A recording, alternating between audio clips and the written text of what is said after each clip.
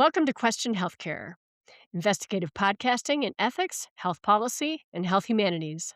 I'm your host, Christy Rentmeester. Classics are in the news this week. In a New York Times op-ed from Sunday, July 12th, 2026, we learned of Seneca's concern that an abundance of papyrus could co-opt the attention of literate Romans.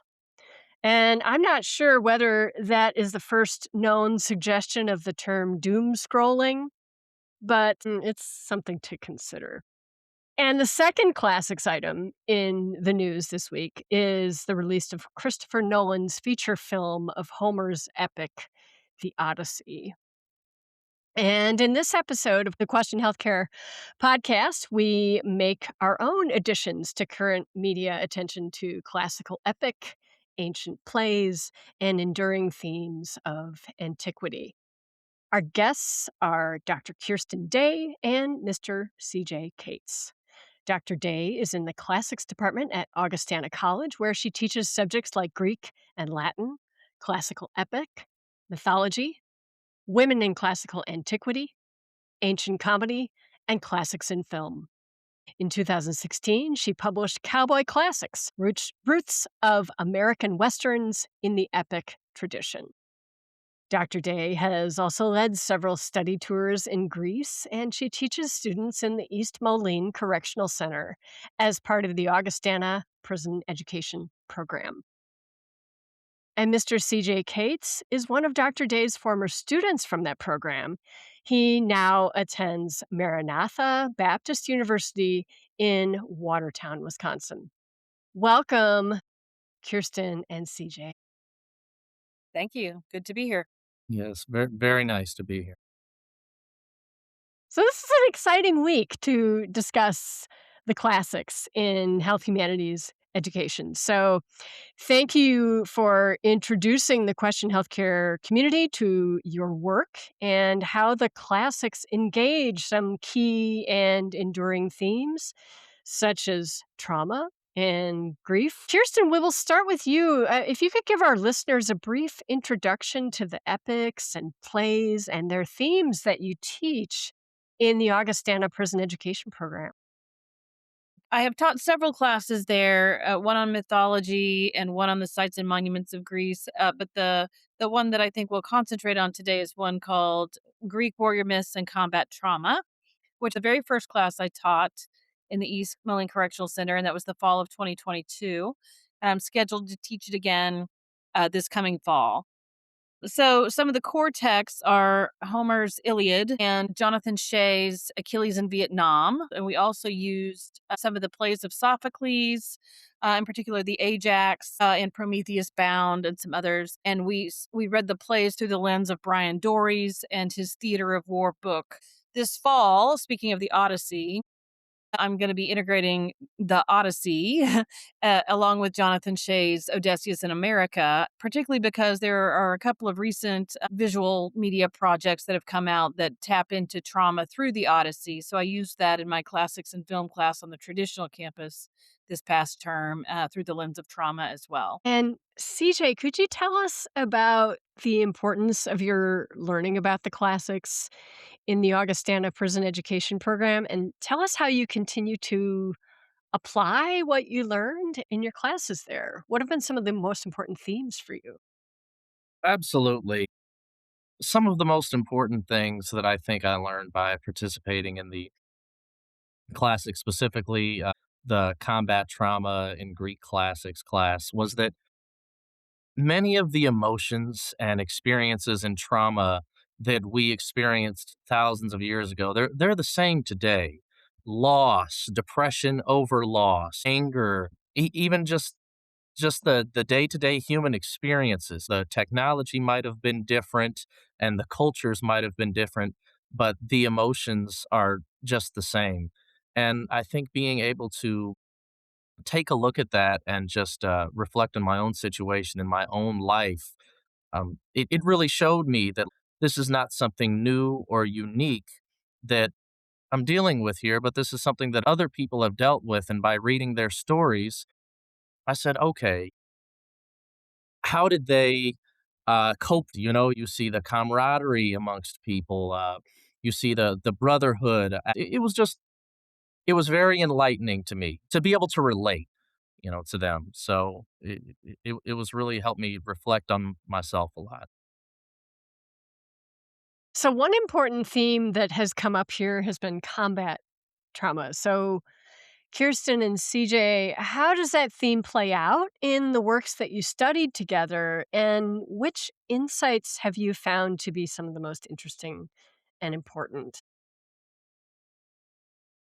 Well, combat trauma was very interesting. So obviously, we are in a prison setting. So there's that kind of combat trauma that many people have been through, either participated in or that had been participated in against them. And a lot of people had some of that trauma pent up or even normalized, like, oh, this is just a normal everyday thing.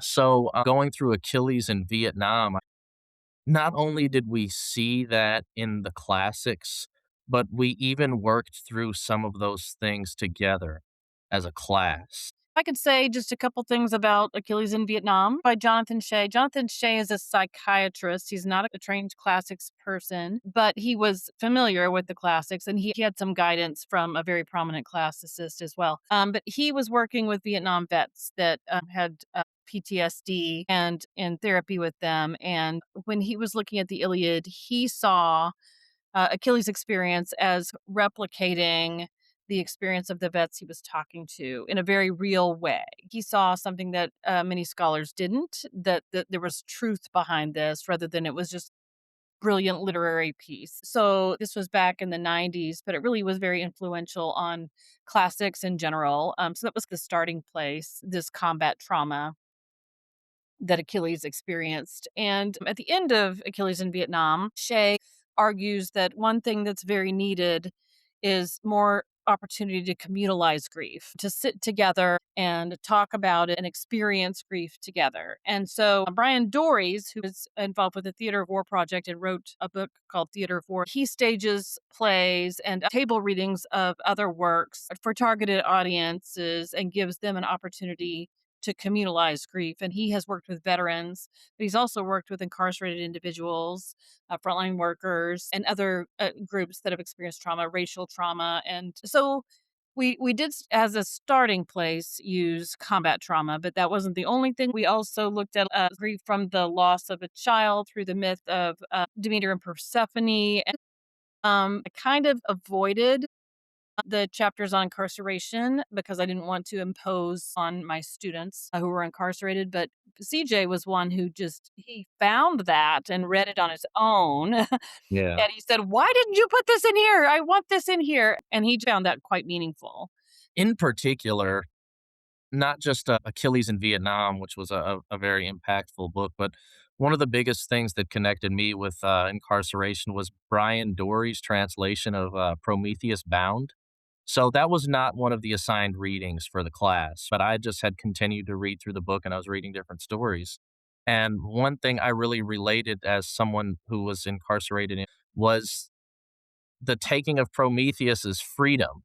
Whether it was justified or unjustified is a debate for another day. But seeing how he was locked down, how he was mocked, how he was chained, how he was tortured, and in many of the same ways we were locked down. We had been ridiculed by many different people in positions of authority. We had been cast to the side.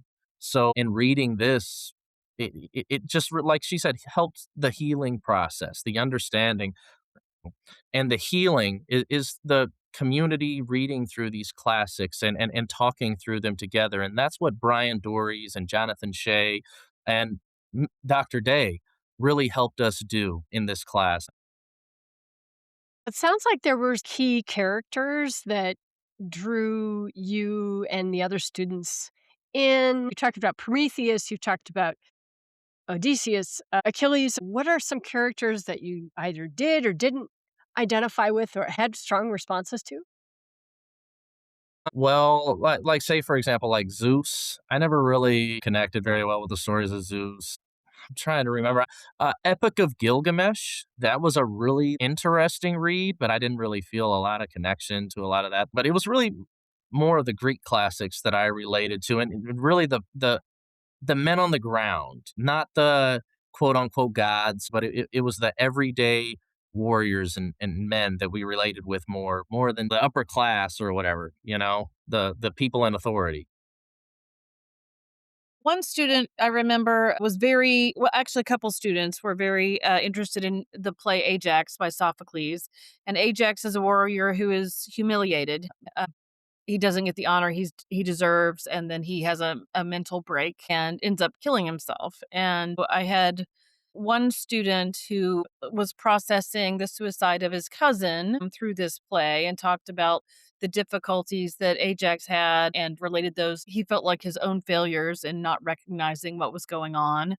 Another student was moved by this play and related to Ajax's brother Teucer, who was away. And he said that he related very well to Tusser because he had a family member at home who passed away and he was not there. And so he related and processed some of the trauma over his partner's death from COVID through the character of Tusser. So it was amazing to me how they would latch again and again onto different people. Another student related to Demeter having her daughter taken away from her because his child had been taken away for a period, and the grief that he felt of his daughter being snatched away. So we had a lot of different people grabbing onto different characters in different ways. CJ, you mentioned this notion of elitism, about why you identified less with the gods and more with the common characters. And I wonder if we might talk about that because there's a reputation of the classics as being perceived as inaccessible and elite, or it's too old and it's not relevant. But yet, the themes that you're talking about how enduring they are. And over the course of humanity, these have been important themes in all of these different kinds of experiences, human experiences, health experiences. And so, what might you say to somebody who dismisses the classics as elite or inaccessible? Well, I would say to just take a look and read them for yourself. There is a lot of wisdom to be gained from them, and there's a lot of relatability. Some of these were written by the scholars and bards of those days, but I wouldn't be surprised to find out if many of these tales were actually written by common people or inspired by common people. We don't know the exact authors of every single myth or classic, but when you're reading through it, you can just relate with it. Just reach out and grab a copy of the Odyssey. Reach out and get a copy of Ovid or whatever you can get your hands on. Because it inspired me not just to read the classics, but I was started to explore philosophy and a lot of other things just because I saw like, hey, I can relate with them right here. Like Plato isn't beyond my reach either. It'll really inspire you to take that next step forward in your education, even if you're not in college. Like if you're listening to this right now and you're not in college, you can take the Odyssey or the Iliad and enjoy it. So don't think that it's beyond your reach. As CJ's saying, they're relatable because they're enduring. They're relatable and enduring because there's a core of truth in them. Even if we're talking about mythology, they are ways of processing and grappling with real human experiences, is how I see much of mythology. It's ways of processing things at the time when they didn't have counselors and psychologists, and they had difficult lives and they would deal with loss and grief and trauma, and this was one way of dealing with them. In the case of drama, for instance, they would come together in festivals and everyone would be there watching it together, and it would be an opportunity to work through your feelings through the Mhm. lens of mythology. And I think many of the incarcerated individuals and many of my students on the traditional campus too, they work through their feelings through the lens of these plays and these epics because it provides enough distance that it gives them access, whereas doing it directly can be too close, I think. This reminds me of something CJ said earlier, that you don't feel so alone when people 2,500, 3,000 years ago were feeling the same things and dealing with similar problems and having to process these things as well. And they did it often through literature and through community, which we don't have enough of the opportunity to do this in a communal setting.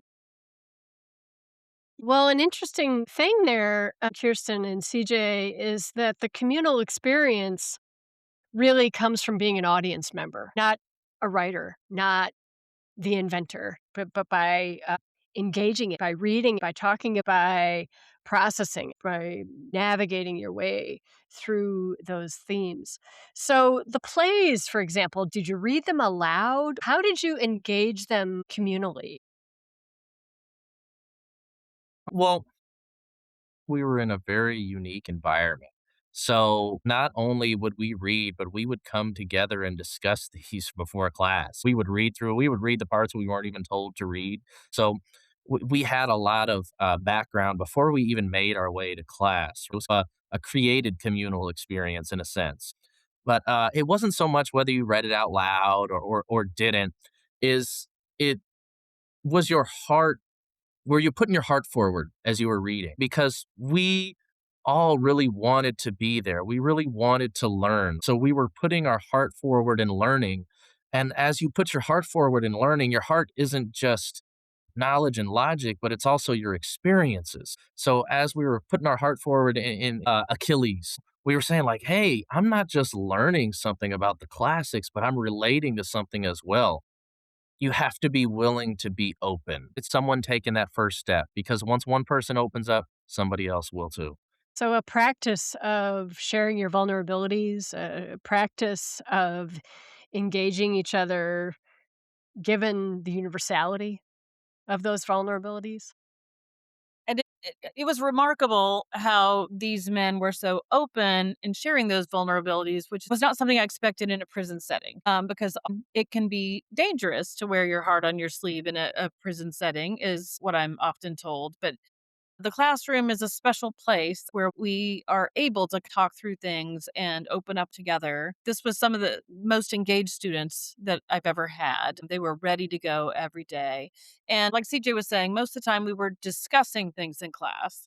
At the very end, I gave them the opportunity to read a passage or adapt a passage that was particularly resonant with them.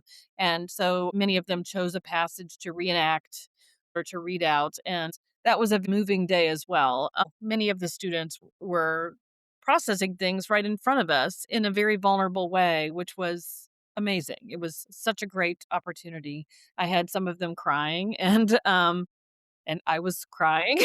Yeah, it was a wonderful experience. They were remarkably open. Yeah, absolutely. One thing I've found, there's something about the brokenness of individuals, knowing your brokenness that brings out your genuineness. You're not hiding from anything. You know that trauma has happened, both to you and by you. And it's being able to come together in that community and talk about it. And you don't need to be in a prison setting to be able to do that. All of us have been broken in some type of way and throughout history, not just in our own unique circumstances, but like she said, that thread of truth, contained in these stories. And I think just admitting that, like, hey, I see that, I feel that. And yeah, be that person to take that step forward if you engage in the classics with someone. I don't know if you think of yourselves as doing health humanities work. That's what you've been doing as a teacher, Kirsten, as a lifelong learner, CJ. So thank you both for sharing your experiences on this episode. Absolutely. Thank you for having us. Yes, thank you so much. And thank you, our listeners, for being part of the Question Healthcare community. To learn more about QHC or to share a case or question that you might like us to investigate, go to healthpolicyethics.com. And if you go to the Case Collective tab on the site, you'll find art, cases, and summary analysis of some of the key concepts and questions that were discussed in this episode. Thanks again.